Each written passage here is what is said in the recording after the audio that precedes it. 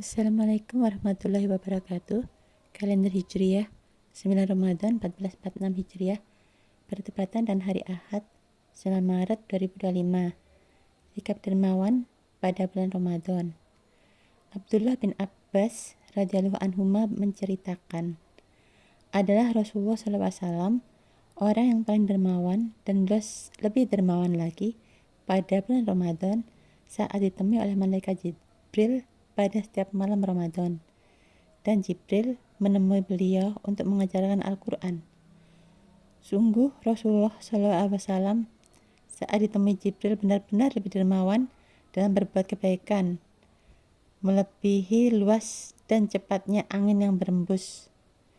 Hadis riwayat Al-Bukhari nomor 6 dan Muslim nomor 2308. Wassalamualaikum warahmatullahi wabarakatuh.